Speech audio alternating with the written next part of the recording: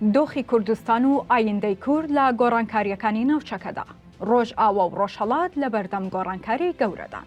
ماوەی مانگێکە ڕۆژئاوای کوردستان بە بارودۆخێکی تەواو هەستیاردا تێدەپەڕێت. لەوە سەختتر ڕۆژهەڵاتی کوردستانە کە لەو مانگەدا لەژێر زەخت و زۆر و گوشاری ڕژێمی ئێرانیدا بووە و دەیان گەنج و لاوی شارەکان شەهید کراون.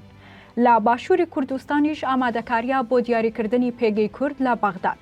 بەغدادی 4 ساڵی پڕ لە ئاڵنگاری و تەحەدی و گۆڕانکاری سەیر و سەخت. باکووری کوردستانیش لە هەر سێ پارچەکەی تر هەستیارترا ئەو بە پرۆسێ ئاشتیدا گوزەر دەکات کە شێوازی سیاست و خەبات و بەرخۆدانی 40 ساڵی ڕابردووی بە تەواوەتی دەگۆڕێت و مۆدێلێکی نوێی سیاستکردنی بۆ دێنێتە ئاراوە.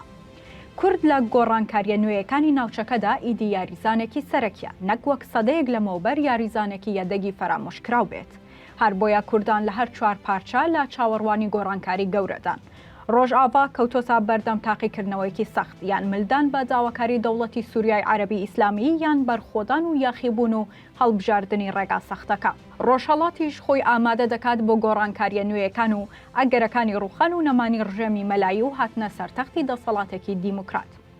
ئێستا کورد لە جیهاندا هەم دۆست و هەم دوژمنی زۆر و سەرسەختی هەن. لە نێو کۆنگرس و کۆشکی سپی ئەمریکادا لۆبی دەکات و لە کرێملین و سەرۆکایەتی فەڕەنسا و بەریتانیا گوێ لێگیراوە، هەرچەندە دوجار بەرژەوەندیەکان قسەی کۆتایی دەکەن لە دیاریکردنی ڕسمی نوێی سیاسەتکردندا. چاودێرانی دۆخەکە پێیان وایە کورد لە ڕۆژاوا و ڕۆژهەڵات دەتوانن خەونی 100 ساڵیان بەدەستبێن و بگەنە خۆبەڕێوبەریەکی تایبەت بەخۆیان. کوردانی باکووریش با پرۆسەی ئاشتی بەرگێکی نوێ دەکەن بەبەری سیاست و خەباتیان و ئیدی لە بری قەندیل لە ئەنکەرەوە دەنگ هەڵدەبڕن و داوای مافەکانیان دەکات.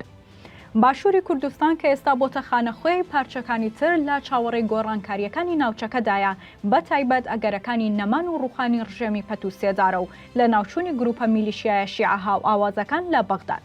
هەر بۆیە چاوەڕێ دەکرێت لە دوای نەمانی هەژمونی ئێران لە بەغدا کورد یاریزانی سەرەکی گۆڕانکاریە نوێیەکان بێت.